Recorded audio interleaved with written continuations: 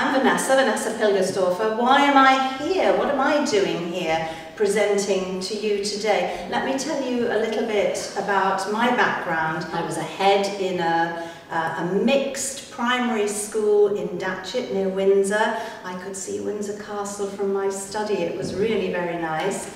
Very, very hard work being a head. But I got to the school and they were teaching French, of course. But I wasn't going to have just French, so I introduced German. I took on the teaching of the German, and then we introduced Spanish as well. So when I left, I was hugely proud that for an English school, we were offering 3 modern foreign languages. I was very proud of all of that.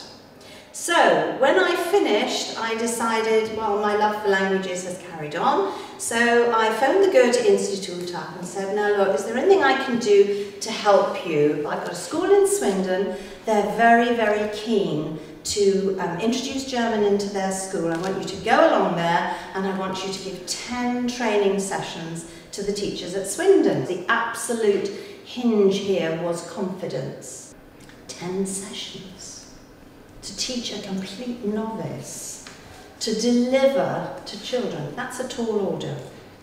And my sessions, as I say, were going to be after school when everybody was exhausted. They'd given everything they could to the children. So it was going to be from 4 to 5:30. So I put myself in the shoes of those teachers that I was going to have to go in and try and win over. I thought, how are they going to be thinking? I decided we've got to make this fun. I wanted to get the teachers laughing. So I decided we'd do light-hearted things. It wouldn't be from week 1. I couldn't go in and expect them to dress up and sing songs on the first week. But by week 2, I'd only got 10 weeks after all, we were going to get on with this. Pronunciation, I thought, was vital. For anybody who hadn't learnt German before, we needed to do a lot of rhyming, of chanting, of repetition. It would help to embed the vocabulary, but it would also give them a good pattern of how German sounded. And I also thought this is the one big thing that German should be shouting from the rooftops. What you see is what you say. Now that doesn't happen in English, it doesn't happen in French. This is great for all those pupils with learning difficulties. The spelling is going to be easier.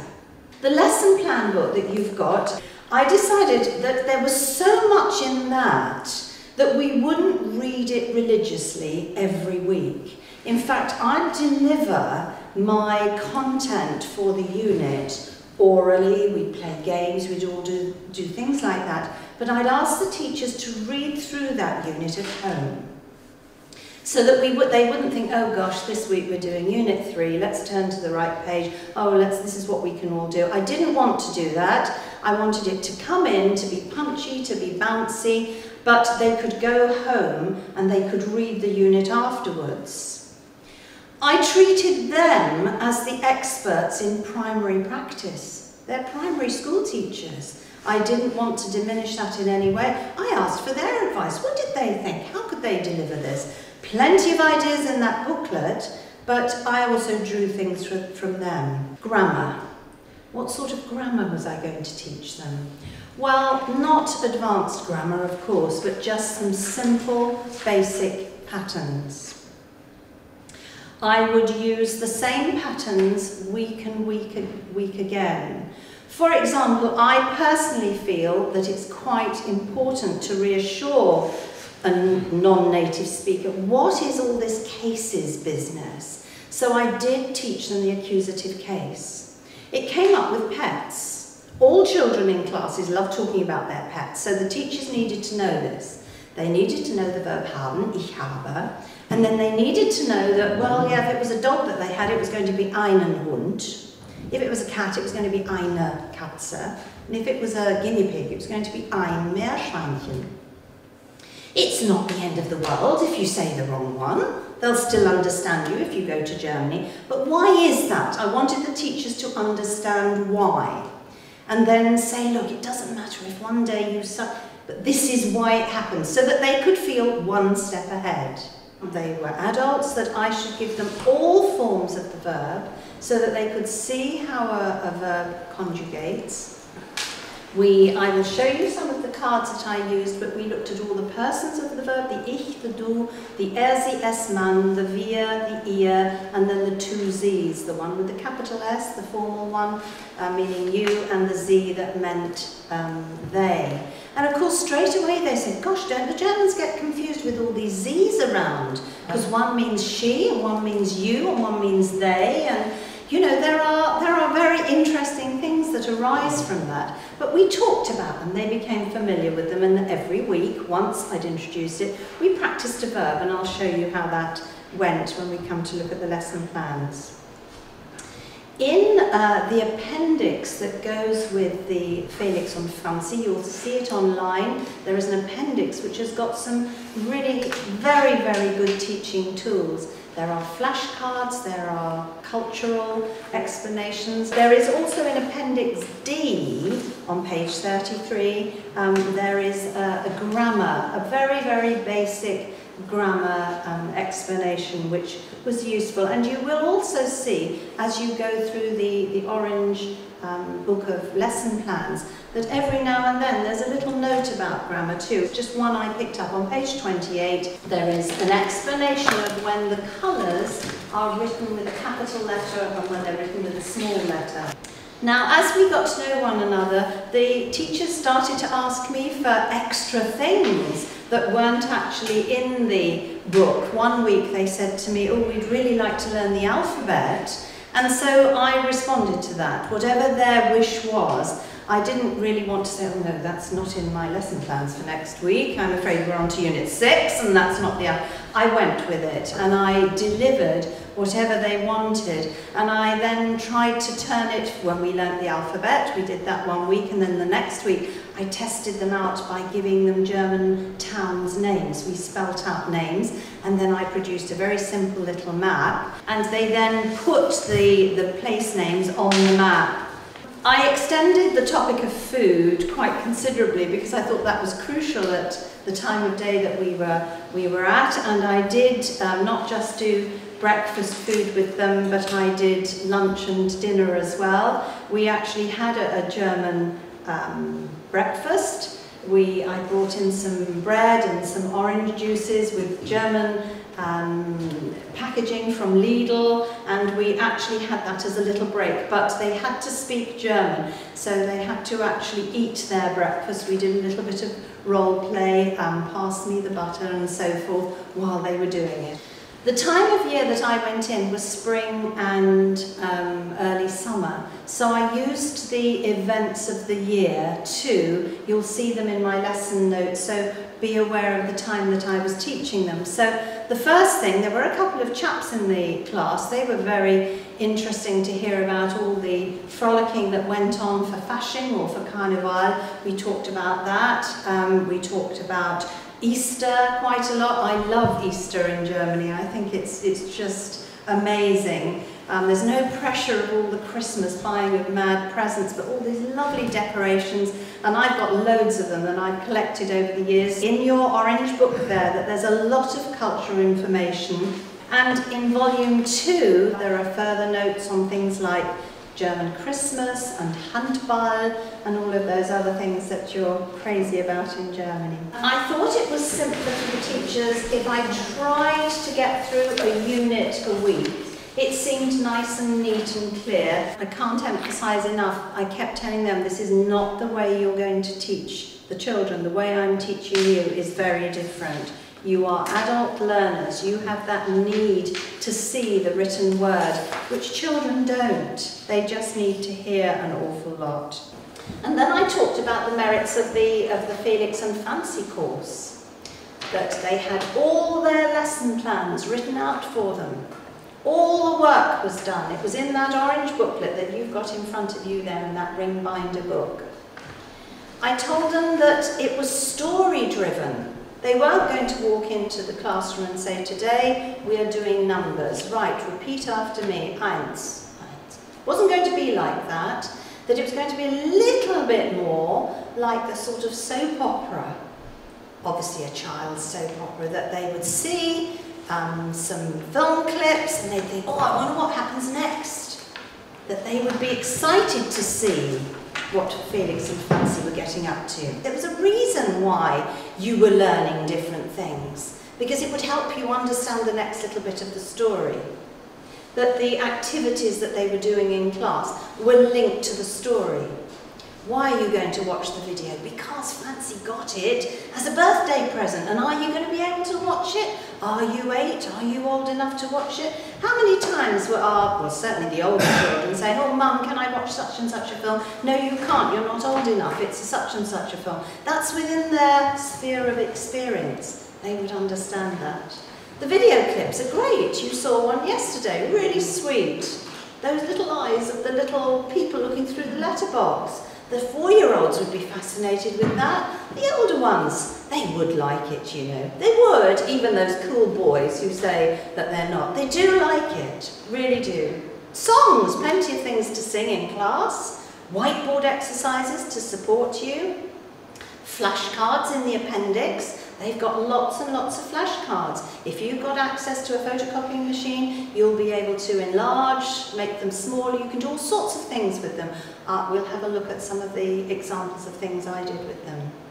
And there are lots of suggestions for practice exercises, for games, as you read through the unit notes. You don't have to take them all. You are the primary expert, I said. You decide what is right for your class.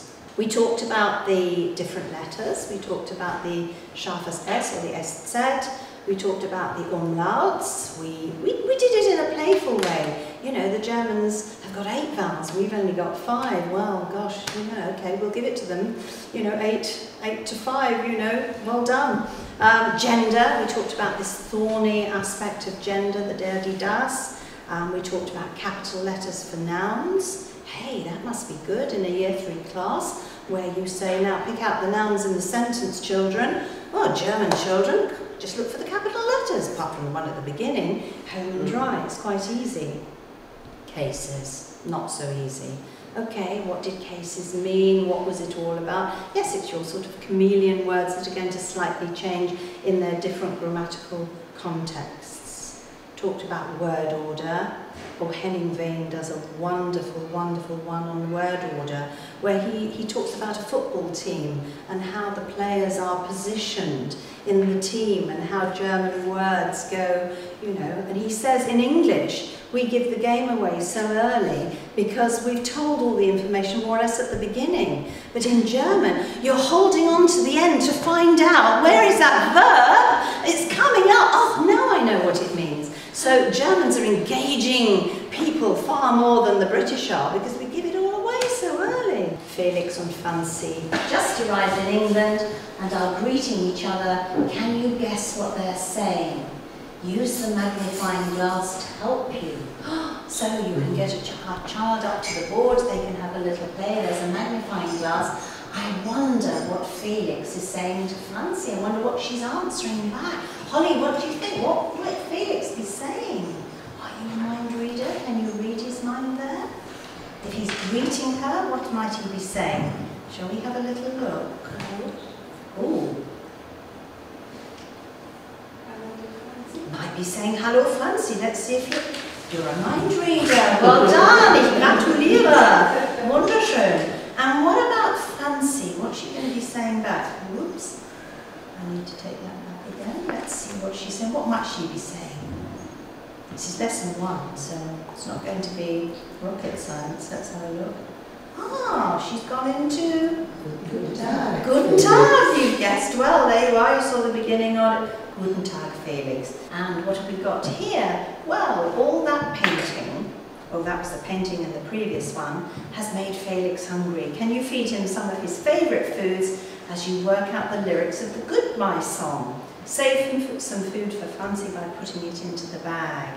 So we can move that. Again, it's introduced. There's your choose.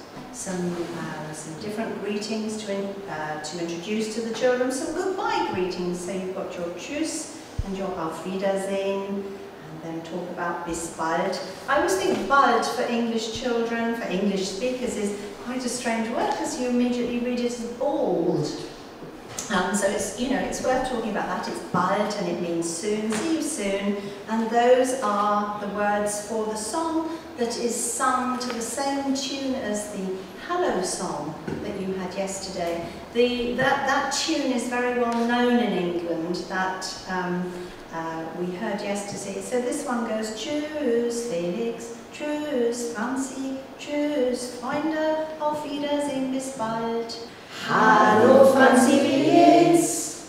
Hallo Franzi, wie geht's? Danke gut, danke, es geht mir gut. Aren't the Germans polite? They always thank you for asking them how they are. Wie geht's? A lot of them will say, oh danke, gut. And that's reflected there. Yes. So would you rather teach wie geht's than wie geht es dir? Just because at the schools where I'm there teaching wie geht es dir. Or is that kind of... I think you have to. I mean, I don't think anything should be so hard and fast. This is obviously a slightly simpler form, but very often in Germany people say wie geht es dir. So at this stage I didn't teach it to these teachers. I didn't want to put them off. But a further week when I went in, so week 3, I will go in and definitely be practicing this and say wie geht's, und dir? And so then it comes naturally, and then they will hear that. If they then asked me, I would have explained what was happening there. But in the first instance, I think wie geht's is enough, don't you? Hallo, wie geht's? But I think to keep it as simple as possible for the children in the beginning is what I would do anyway. We also talked about the second bit on page 13, the second lesson, where Felix has Heimweh because he's away from home. And we also talked certainly in English schools, and again I don't know what the emphasis is, there is a huge emphasis on something called PSHE, which is Personal, Social and Health Education.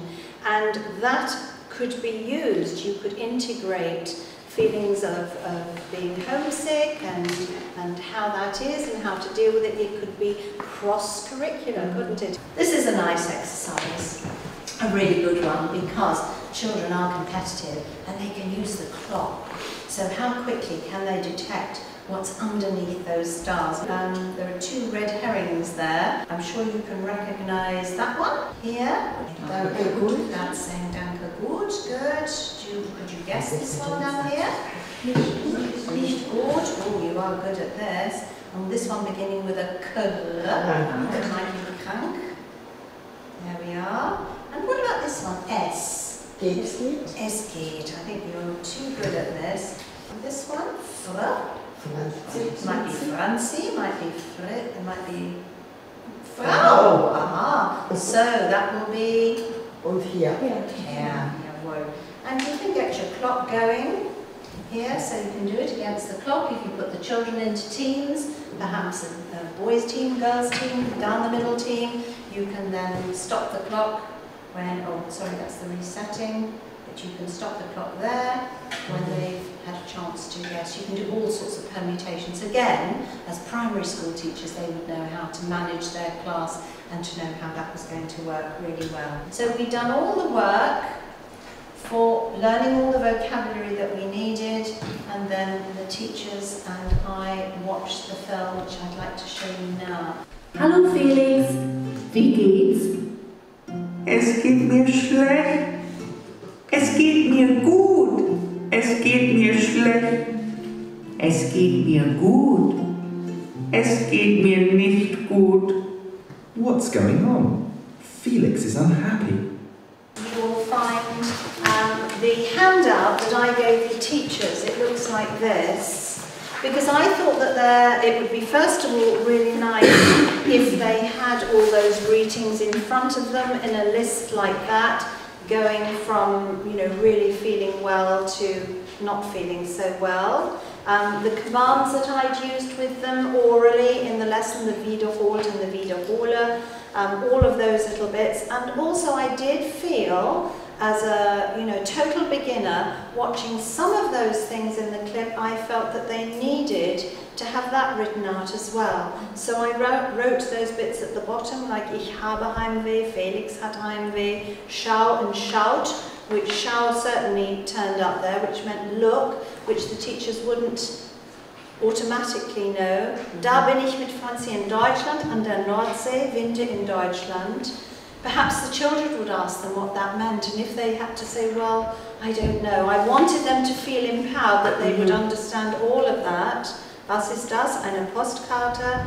Uns geht es wunderbar appeared there as well. Quite complex that actually. Uns geht es. You know, you've got the word, the verb in the second position, that word order there, and then on the postcard was Liebe Grüße, deine Freunde. So I wanted them to go away understanding everything from Unit 2, not having anything sort of secret hidden there that they went home and thought, well, actually there was a bit of that film clip I didn't understand.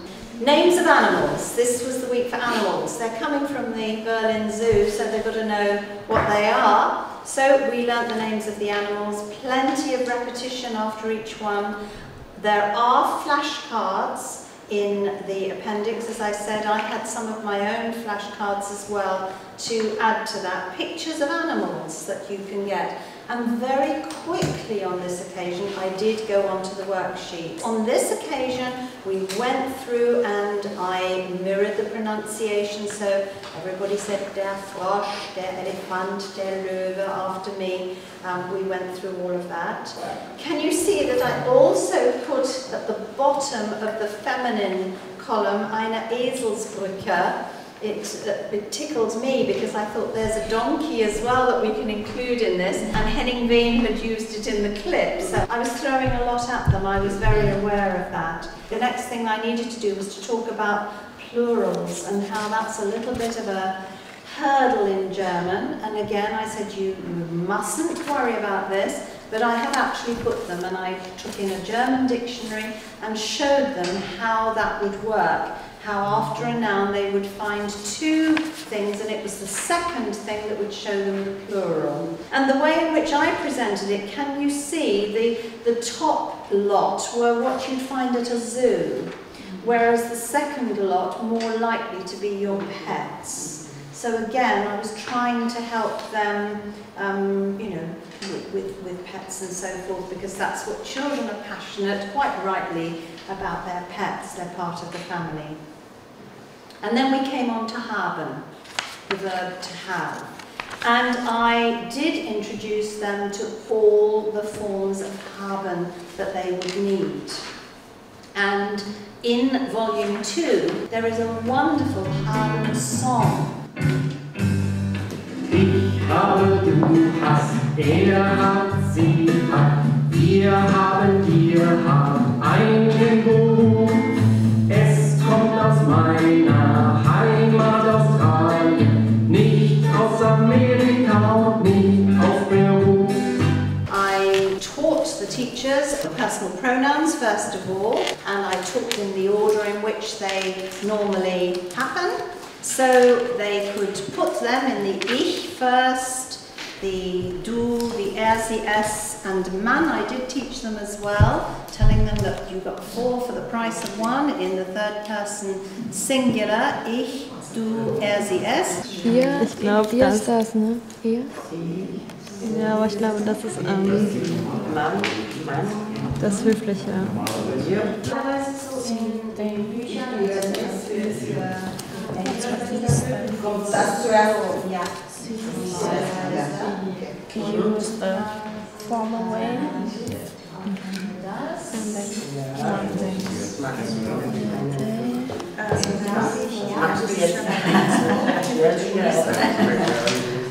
So, und dann Mann und hier das Mann und dann hier, ihr. Und ich weiß nicht warum, aber in England normalerweise kommt light you. Also das wird so, because it's a friend, like a friendly face. Sie macht, es macht, man macht, wir machen, ihr macht. Aber das wird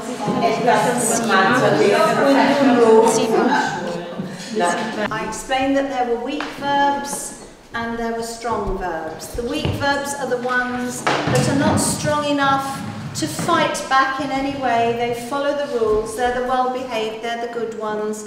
And a verb like machen, look all the way through, everything is perfectly fine. In spielen, look, it's identical all the way through. Hören is a very visual way of seeing that that centre part is the same.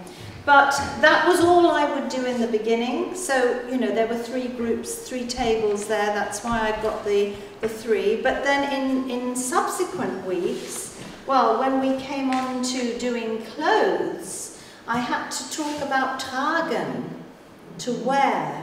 And so, can I give you tragen? And we had to look that there was a slight change. Now, if I can give you schlafen, can I give you fahren?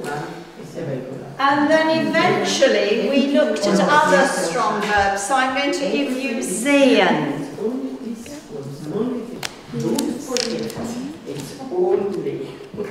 And so, as the weeks built up, we began to realise that even with the strong and stroppy verbs, they only were awkward or different in 2 cases, the du and then the es man.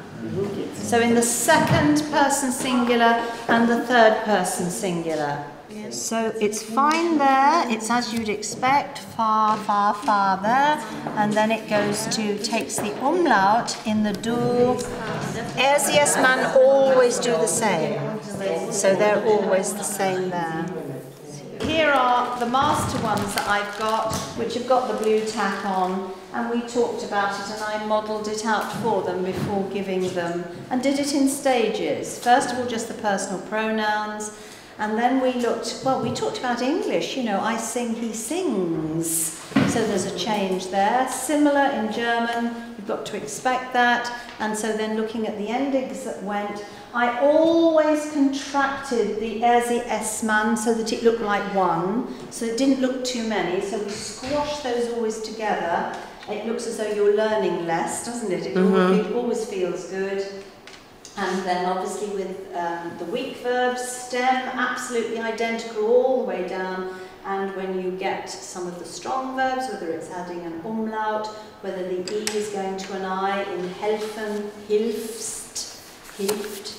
If it's like nehmen, nimm, that's a bit of a tricky one, but it was still doing the irregularity in the same place. On page 17 in your lesson plan book, if you have a look, there is a postcard. And, you know, that is the little postcard that Felix gets from his friends. So the teachers then said to me when we'd had a look at Wir kommen am Sonntag zu dir, wir vermissen dich, viele Grüße deine Freunde aus dem Zoo Berlin.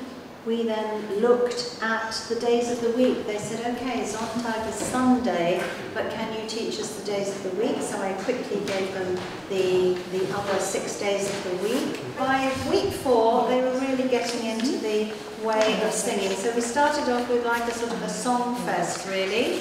We sang all the songs that they knew so far, the Hallo song, the goodbye song, the Hallo Felix, wie geht's? And we had a lovely rendition of Ombriflet, Sag deinen Zoo. And then I also introduced this Zum Zum Zum song, which you've got again on in your appendix there. It's a traditional German song, all Germans know that one.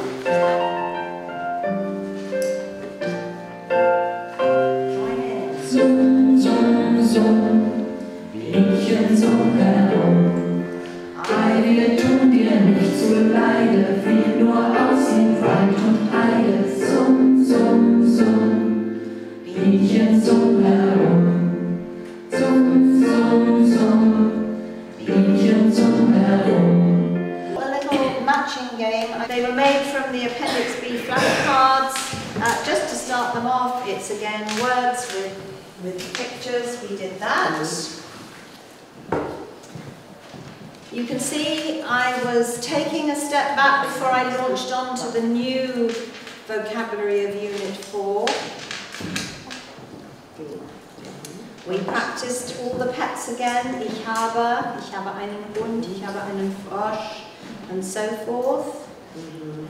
I did some silly animal noises and they had to guess which animal I was. Wer bin ich? Grunz, grunz, grunz. And they just had to guess. So we were doing silly things. I was there to facilitate their learning of this. I wanted them to look upon me as almost like a colleague who was helping them along, that I happened to know a bit more than they did, but I was very keen to be deferential to their primary expertise, and so just to be leading them along. Actually, they were keen to, they took lots of notes. They did do it because they wanted to master it, and actually if everything is there, if they've got nothing, I think teachers get frustrated if they think, oh gosh, I've got to look that up, and when am I going to feel the time? If they've got everything there on paper or whatever, they will actually do it. It's just a case of looking through it. They're used to flicking paper over, aren't they, really? And they will do that. So the only thing I used to say was, please read the unit through. The recap from last week, I introduced the words heute, morgen, übermorgen, gestern, vorgestern, so that we could get a lot of the days of the week that I'd taught them. That was extra. And I then gave them a little animal worksheet that actually came from a course I used to teach. It's quite old. Some of you might recognise that. It was just a little writing activity. It's from Zickzack. They were revisiting, and then I started to extend this use of the accusative because they'd said, ich habe eine pet. So I started to use Bruder und Schwester, so that they got the idea of ich habe einen Hund und einen Bruder, ich habe eine Katze und eine Schwester, so that was going across. And then I started to slip in with my flashcards colours. You can just practice your colours with them. So that's what we did, but we use these at a later date. Let's see if you can predict, you German teachers of long standing. We've got Mond and Glocke and Herz.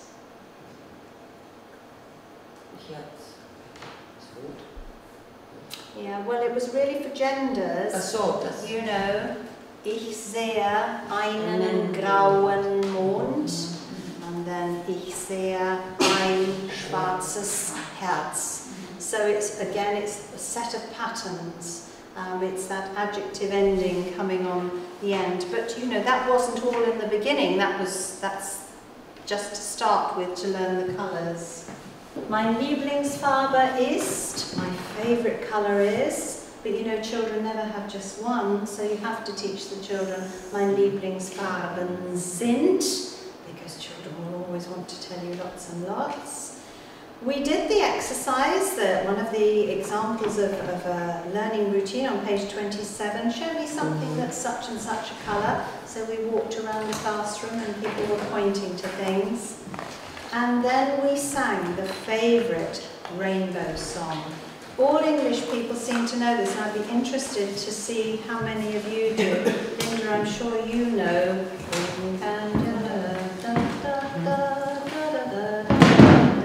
But I don't know how many of the Germans do. It's in here, it's on your song sheet.